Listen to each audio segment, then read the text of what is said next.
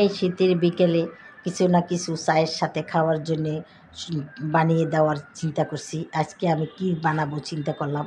এখন আমার ফ্রিজে কিছু কুচু চিংড়ি আছে, সেইটা দিয়ে আমি পকোড়া তৈরি করব। পেঁয়াজ কলি আছে, আর ধনিয়া পাতা, কাঁচামরিচ, এই ম্যাগি মশলা, হলুদ, মরিচ সামান্য সামান্য, এগুলা দিয়ে স্বাদ মতো লবণ, এগুলা দিয়ে আমি পকোড়াটা তৈরি করব। তাহলে তোমরা দেখতে থাকো বন্ধুরা। চিংড়ি মাছটা ধুয়ে নিয়েছি, কুচু চিংড়ি, সেখানে আমি সব দিয়ে দিয়েছি। এবার এখন কিছুটা রসুন বাটাও দিয়েছি, লবণ দিয়েছি স্বাদ মতন, হলুদ মরিচও দিয়ে দিয়েছি। এখন আমি ম্যাগি মশলাটা দিয়ে দেবো। ম্যাগি মশলাটা একটু টেস্ট ভালো আসে, তাই আমি মশলাটা দিয়ে দিলাম বন্ধুরা। না দিলেও চলে, তারপর আমি দিলাম আর একটুখানি গরম মশলার গুঁড়া দিয়ে দিছি। এখন তাহলে দেখতে থাকো বন্ধুরা। 1 চামচ, ছোটো চামচের 1 চামচ হলুদের গুঁড়ি, 1 চামচ মরিচের গুঁড়ি দিয়ে দিছি। এখন আমি একটা চামচ দিয়ে 1 চামচ বেসন দিয়ে দিলাম, 2 চামচ বেসন দিয়ে দেবো।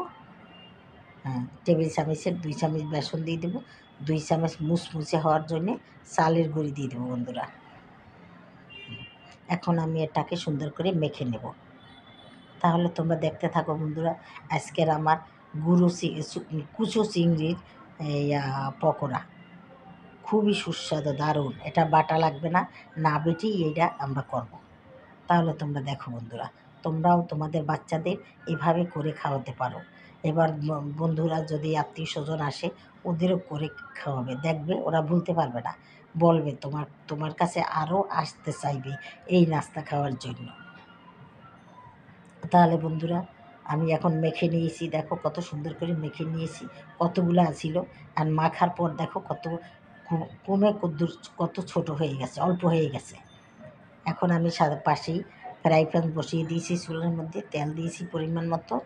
এখন আমি পকোড়াটাকে এভাবে হাত দিয়ে চ্যাপটা চ্যাপটা করে ভেজে নেব।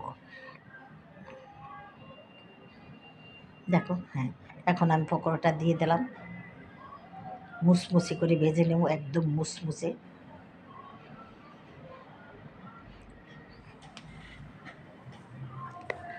বন্ধুরা, তোমরা যে যেখান থেকে আমার এই ভিডিওটা দেখো না কেন বন্ধুরা, দেশ ও দেশের বাইরে থেকে, তোমাদেরকে জানাই অনেক অনেক ধন্যবাদ।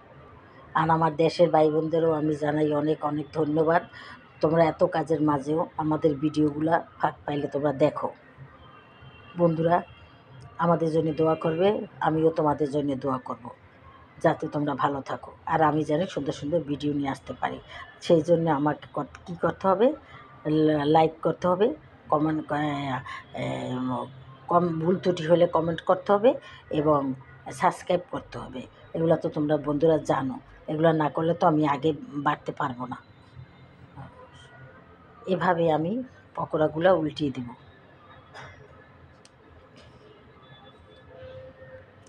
দেখো পড়ায় ভাজা হয়ে গেছে, কি সুন্দর হয়ে গেছে, মুসমুসে। খেতে যে এত মজা বলার মতো না। একবার করে তোমরা খেয়ে দেখবে, তাহলেই বুঝতে পারবে এটার মজাটা কী, তাহলেই তোমরা বুঝতে পারবে এটার টেস্ট।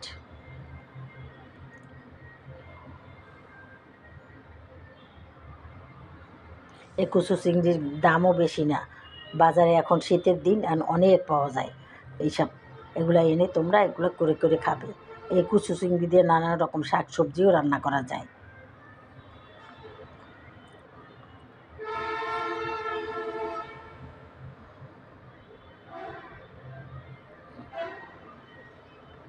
হয়ে গেছে বন্ধুরা, আরও কিছু বাকি আছে, সেটাও আমি ভেজে নেব এখন।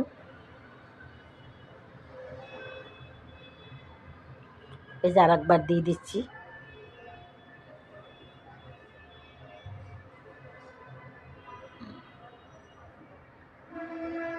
এগুলো আমি সুন্দর করে ভেজে নেব।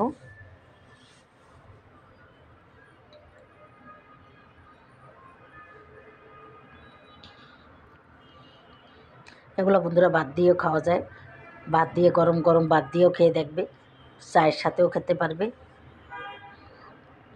সস দিয়ে খেতে খুবই সুস্বাদু।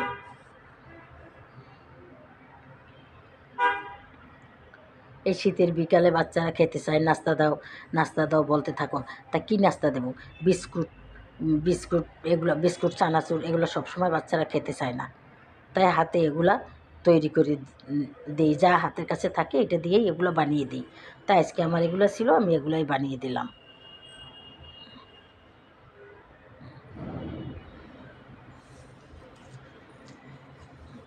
দেখো বন্ধুরা, এগুলো আমার ভাজা হয়ে গেছে, এগুলো আমি তুলে নিচ্ছি। যেই তেলটা বেঁচে যাবে সেটাও ফালান যাবে না বন্ধুরা, এটা দিয়ে তরকারি রান্না করা যাবে।